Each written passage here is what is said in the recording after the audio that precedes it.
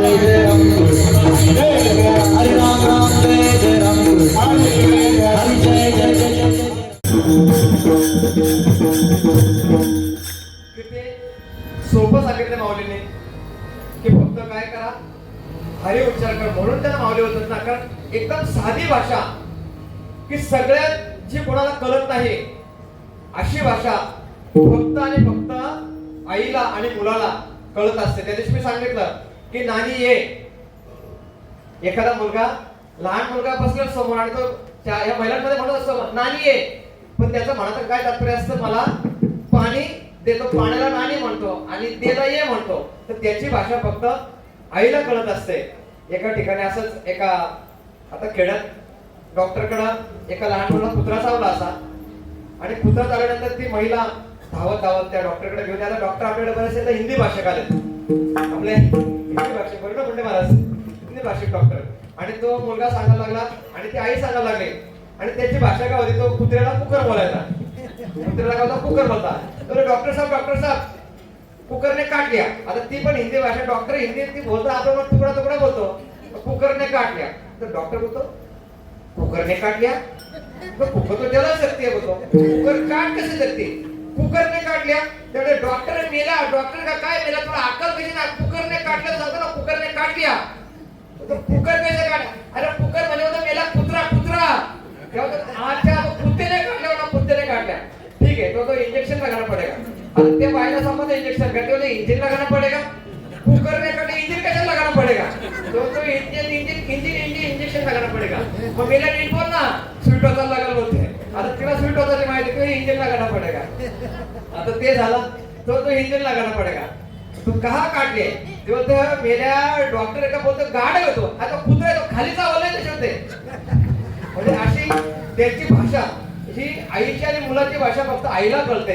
आणि ज्ञानोबर आहे, हा ज्ञानोबर आहे ना, आई का म्हणतात, कारण सगळ्यांना हरिपाठ पाठ बघा, ही मुलं इथं उभे आणि मला आज आनंद वाटतो. कारण माझ्या कीर्तनात खरे तर भीती पण वाटते, कारण सगळे असे हे पोशाख लोक बघितले मला भीती वाटते. कारण माझे कीर्तन आदिवासी सगळे असतात, तिथं पॅन्ट वाले टॉयला लोक असतात, हे लोक असतात, टॉयला लोक असतात, पॅन्ट वाले उभे असतात. आणि पोरं तर मी उभे करतोच, कारण आदिवासात गेल्यानंतर गायक वगैरे नसतात, एक दोन गायक असतात, बाकी त्यांना सांगतो तुमच्या वाडीत कीर्तन तुम्हीच उभे राहा मागं.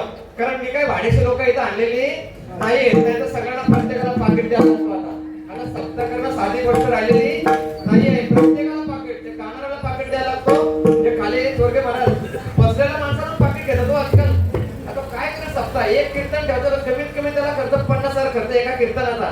कीर्तनकार घेतो कमीत कमी 15,000, वाजवणारा दोघांना 2,000 4,000 ते गेले. प्रत्येकाला 500 दिले, किती खर्च सांगा तुम्ही. ते तर काही विचारत नका, त्यांचं ड्युटी आहे, त्यांना एवढं त्यांचे लाखोचं सामान त्यांनी घेतलं ठीक आहे, कारण त्यांनी सामान भांडवल लाखोचं केलं, आपण कोणाकडे पैसे तर घेतोय आपण तर. तरी सुद्धा ही माऊलींची भाषा आहे. आणि मग माऊली सांगतात की काय सांगतात की हे जे हरी उच्चार नाम आहे, हरीचं नाम आहे ना, तुम्ही कसंही घ्या कधीही घ्या, जीवनाचं कल्याणच होणार आहे. याच्यामध्ये कुठल्या प्रकारची शाश्वती घ्यायची काही हरकत घ्यायची गरज नाही, पण ते आपल्याला कळलं पाहिजे ते ज्ञान कोणाकडे आहे. कारण आपल्याजवळ आहे, तुझं आहे, तुझं पाशी परी तू जागा चुकल असे भगवत सांगतात, तद विद्या प्रणिपाते परिप्रेष्ठने सेवया उपदीक्षते ते ज्ञानम ज्ञानम निश्चितत्व ते ज्ञान पैगा बरवे जरी मणी आथे आणावे तरी संतय वदावे सर्व भावे. विठ्ठला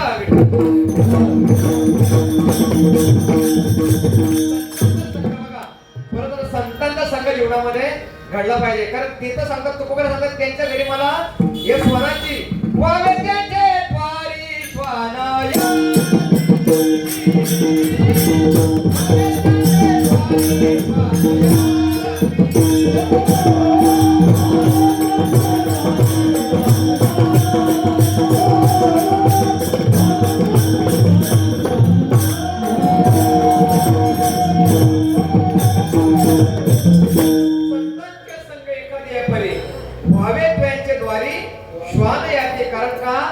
तेथे राम नाम घडेल होईल सेवन घडेल भोजन उचिष्टांचे. मग संतांच्या संगतीमध्ये आपण गेलो पाहिजे. आणि तिथं गेल्यानंतर या जीवनामध्ये जे पाप आहेत, जे अनेक जन्माचे पाप असतात बघा, आपले ह्या जन्माचे पाप आहेत का, आपले अनेक जन्माचे पाप आहेत, ते आपण घेऊन पुढे चाललोय, पुढे चाललोय, कोटी वेळा फेरा. आणि हे जर कोटी वेळा फेरा जर आपला उद्धार झाला नाही एक 84 लक्ष योनी सांगतात मनुष्याला, परंतु प्रत्येक एक योनी कोटी वेळा फेरा, आणि त्या कोटी वेळा फेऱ्यात जर आपण आपल्या जीवनाचा उद्धार केला नाही, मग तेव्हा चुकतील फेरे 84. या जन्मात नाही चुकतील फेरे चुकणार का आपल्याला? मग पुन्हा किडी मुके होऊन मग शेवटी शेवटचा जन्म आपला श्वानाचा असतो. आणि श्वानानंतर बघा, माणसाला सगळ्यात म्हणजे सगळ्यात जवळचा प्राणी माणसाचा कुठला मित्र? आपला श्वान. तो आपल्या सगळ्यात जवळचा प्राणी, कारण त्याला माणसा संघ घडतो, आणि तो बोलतात बरेच म्हणजे मी पण असं ऐकलंय की श्वानानंतर आपण मनुष्य होत असतो, आणि म्हणून आपली ही प्रगती होत आहे. आणि ह्या जन्म जर आपला चुकला नाही, फेरा चुकला, मग 84 लक्ष पुन्हा फेरा लागेल. आणि ती जी पाप आहेत, ती पाप या हरे नामाने कशी जातात, कशी जळतात, ते महाराज अभंगाच्या दुसऱ्या चरणामध्ये सांगतात.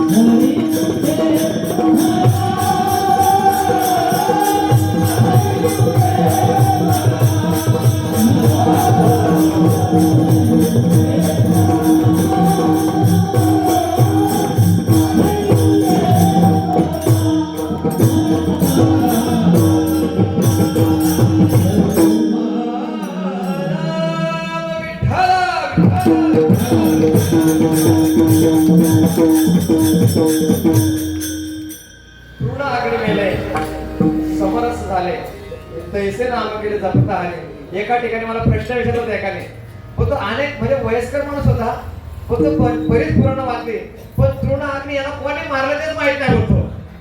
त्यांना वाटत जसं शुंभ निशुंभ मधुकैटभ हे राक्षस आहेत, तसे तृण अग्नी हे राक्षस त्यांना वाटते. मग कोणी मारलं होतं या दोघांना? हे दोघं जर भेटले, समरस झाले, पण मारलं कोणी? बोला बाबा, त्याला मी पण नाही मारलं, देवानी पण नाही मारलं. अरे ते एकामेकाला भेटून मेले. ते जवळ गवत आणि अग्नी हे एकामेकाला भेटले आणि मेले. ते काय राक्षस नव्हते. साहजिकच मला पण मला प्रश्न विचारला पडला असा की तृण आणि अग्नी कोणतरी दोन राक्षस असतील आणि ते एकामेकाला भेटले आणि ते समरस झाले. परंतु तृण आणि अग्नी म्हणजे गवत आणि अग्नी एकत्र आले. दोघांना जसे ज्या प्रकारे दोन भस्म झाले, एका म्हणजे आपण म्हणतो एका गवताच्या कांडीला किती आग लावावी लागेल? फक्त एक कांडी लावली का जळतं ते. त्या प्रकारे हे नामस्मरणारे हे जळून खाक होतात. आणि असंच नाम जर आपण सतत घेत राहिलो, तर ही आजूबाजूची जी ती पिशाची योनी आहे, कारण ही योनी आहे आता पण पिशाची योनी, ज्याला आपण भीत येणे भूत येणं म्हणतो, भूत म्हणतो, ती लागत नाही. ते अभंगाच्या तिसऱ्या त्यांना सांगतात महाराज. हरी उच्चारणी